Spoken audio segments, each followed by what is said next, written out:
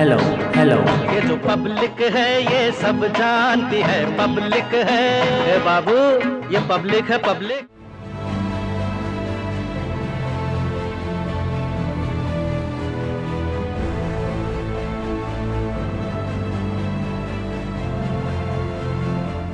औरत कोई भी होगी मजबूर होकर लिखनी, ये काटर बिरादरी है बिल्कुल। धर्म बदलवाया, कलमा पढ़ा, देवी देवताओं के में पोस्टर थे मैं भी तरवा दी, धोखेबाजी करी। मैं को सबसे पहले आपसे ये जानना है कि ये धर्मांतरण का जो मुद्दा उठा है, आप यहाँ रहती हैं मुजफ्फरनगर में, आखिर पूरी कहानी क्या है, दर्शकों को भी बताइए। जी पूरी कहानी जो है, जो मैं रीना थी, मतलब चमार थे हम हिंदू जी। फिर उनके बाद हम घर पर रह रहे थे, अपने घर गोपाल के साथ शादी हुई थी। राजेंद्र मेरे पापा थे, रामपुर मनियारों के रहने वाली थी, लड़की हूँ मैं उनकी जी। फिर यहाँ से आ गया। शादी किस उम्र में हुई रीना तुम्हारी? शादी 15-16 साल की थी जब होगी थी। फिर यहाँ से आ गया भाई, उनकी जो मेरे घर वाले थे वे चिनाई का काम करे थे, मिस्त्री थे। ऊपर से गिर कर उनकी दिमाग की नस फट गई थी। उनके बाद फिर मैं 8 महीने अपने घर रही, मजदूरी करी, खाई घरों के साथ। कुछ घर को ने मदद की, कुछ खर्चा भी दिया, चला खर्चा उनके मरे बाद। फिर मैं घर से आकर 8 महीने के बाद मजदूरी के तौर से जो रीना से जन्म बनी, अंसार की शादी ये कहने लगे, जिठानी थी। मैं कहा कहीं काम पे तुम जाओ भाई, मुझे भी ले चलो काम पे। कैसे वो कहानी आगे बढ़ी?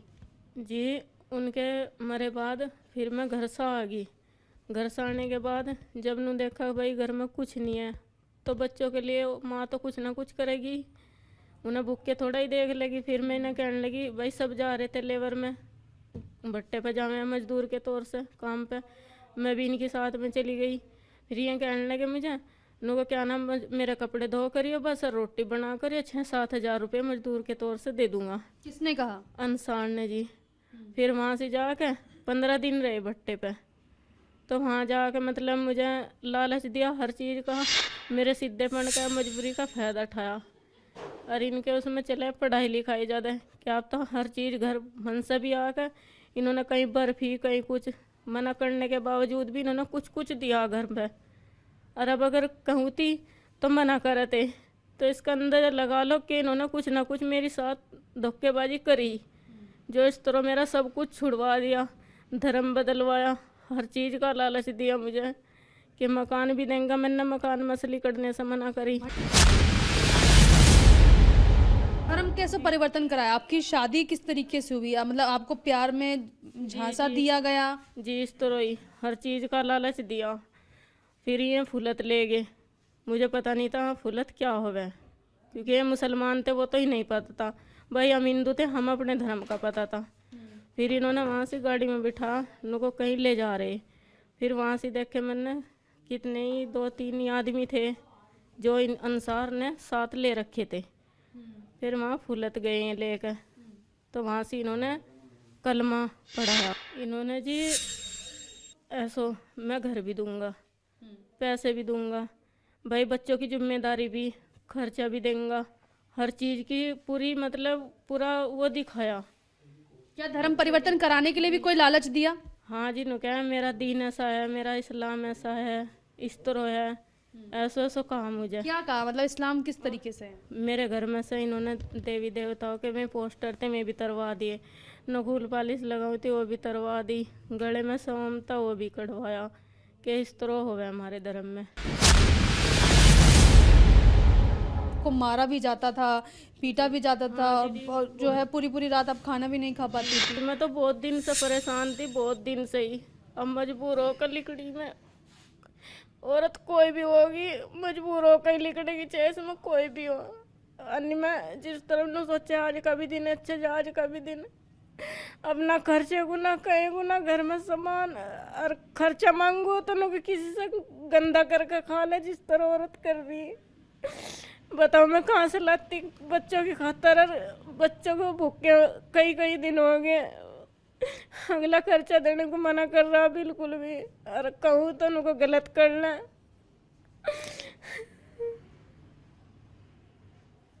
ना बच्चों की देख रेख, बुखार चढ़ाना, बुखार में देख के कोई मर रहा है जी रहा।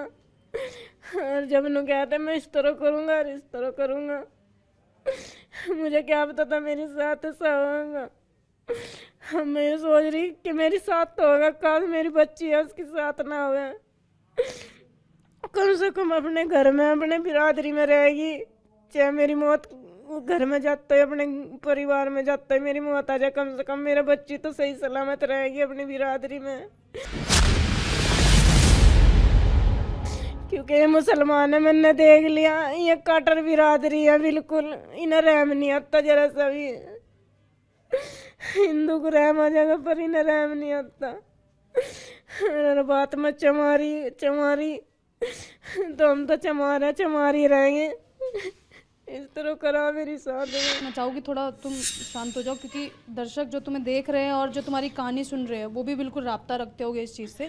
कुछ लोग मैं चाहूँगी दिखा दूँ कि साथ में जो है ये वो लोग हैं जिन्होंने रीना की मदद की थी, और रीना का जो है उस वक्त साथ दिया जब रीना सबसे ज़्यादा परेशान थी। और देखिए ये लोग हैं जो कि रीना को मदद भी इन्होंने की थी।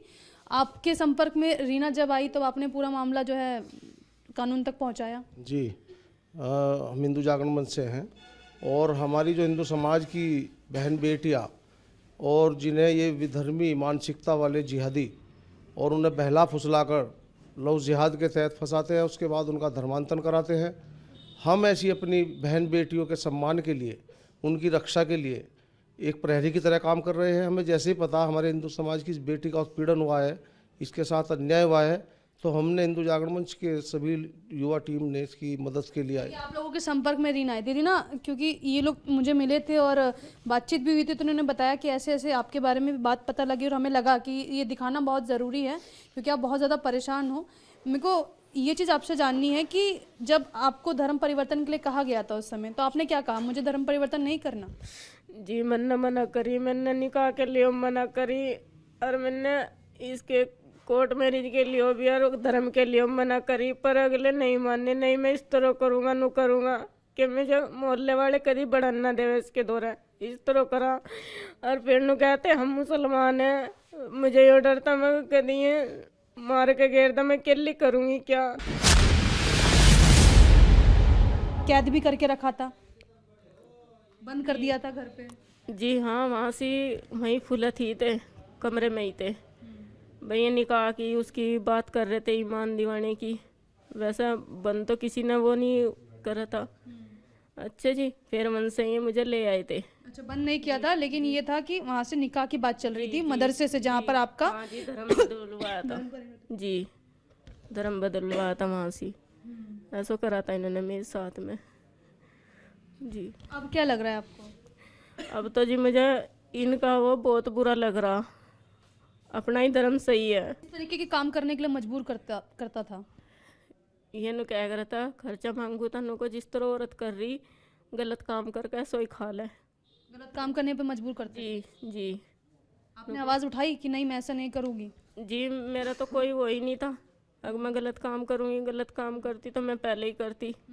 यो है भाई, मगर मुझे खर्चा दो, सबको कहा खर्चा दो, किसी ने इस बात का वो नहीं करा।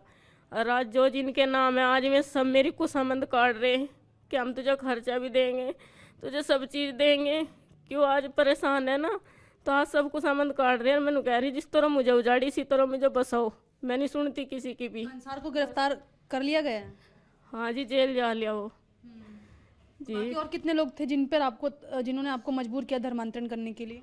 जी में हैं जो वहाँ से फुलत गए थे असलम में, और जी इद्दू है जो निकाह में, एक नफीस है और एक समीम है। बच्चे खुश थे जिस तरीके से धर्मांतरण हुआ उस दौरान? नहीं जी, मेरे बच्चे तो छोटे छोटे थे, उन्हें इतना वो नहीं था। रीना को छोड़ती हूँ, और पूरी आपने जो है साक्षात्कार देखा है रीना का, और जिस तरीके से रीना ने बताया कि रीना बनने की कहानी से जो ज़ैनब तक का इनका सफ़र रहा, बहुत ज़्यादा जो है अगर हम समझे तो भावनात्मक तौर पे बहुत ज़्यादा आपको भी सुनने में लग रहा होगा कि कितना दर्द उसमें भरा है पूरी कहानी में। कुछ अपने साथ लोग भी मौजूद हैं जिन्होंने रीना की मदद की, और यहाँ तक की मदद के साथ साथ ये भी कोशिश की कि कैसे उस व्यक्ति को जो कि जिसने रीना के साथ बहुत गलत किया, और अभी देखिए रीना की आंखें भरी हुई हैं, अभी भी रीना रो रही हैं, जो भी गलत किया उसको सज़ा मिले। अंसार अब जेल चला गया है, जी क्या चाहती है आप कानून से उसकी सज़ा? कौन सा जी उसकी सजा यो है कि जिस आदमी ने मेरा सब कुछ छुड़वाया और मुझे वीरान करी, न मैं किसी को, मेरे बुआ पप्पा थे मैं भी गुजर गए, मैं देख न सकी, बचपना गुजरा सब कुछ, और वो इंसान अपने परिवार में सुख चैन की नींद सो रहा था, उसका भी यही हाल होना चाहिए जैसे मुझे उजाड़ी और घर से बेघर कर दी मुझे, और मेरा घर भी छुड़वा दिया जो आज दूसरों के कब्जे में, और मैं किराए पर रह रही। ये हुआ है मेरी। बच्चा भी आपका घर से बाहर निकला हुआ है काम के लिए? जी मेरे बच्चे ने किसी का सुख नहीं देखा, ना बाप का देखा ना किसी का, जब से कमा रहा और अपने कपड़े भी सब कुछ आपको बसा रहा मेरा बच्चा। और जो लड़का छोटा है इनका, जिस तरह मेरे लड़के की सुन्नत करवाई मैं उस लड़के को भी नहीं देने की, वो लड़का मेरा है, मेरे पेट से पैदा। जबरदस्ती सुन्नत करवाई गई? जी मैं नहीं देने की उसे। घर में कभी पूजा नहीं करने दी जाती थी? नहीं दीदी कुछ नहीं, नु कहते हो भगवान है कहीं अल्लाह है। पोस्टर आपने बताया कि मूर्तियाँ फिकवा दी गई। दीदी उसी घर में से फिकवा दिए थे, तरवा दिए थे, नकुल पालिश भी तरवा दी, गले में सोम भी कटवा दिया, पर इस आदमी के साथ रहकर सबने न सोचा यही गलती कर रही, सबसे बुरी बन गई, सबकी नजरों में दुश्मन। अन्य जो मेरे घर वाले थे, मेरे बुआ पुप्पा, मेरे भाई बहुत सहायता। मंथन के बाद सब लोग दूर हो गए थे घर के लोग? जी सब दूर हो गए थे। अन्य मेरा भैया था मेरी बहुत मदद करे थे, बहुत ही, कपड़े भी चीज भी हर चीज में सहायता करे थे। और आज मेरा कोई नहीं, आज चाहे मैं मर भी जाऊं जब भी मेरा कोई नहीं, आज मैं अकेली तड़प रही। मैं चाहती हूँ आप रीना का जिस तरीके से आपने साथ दिया है बिल्कुल अंतिम पड़ाव तक उसका साथ दें।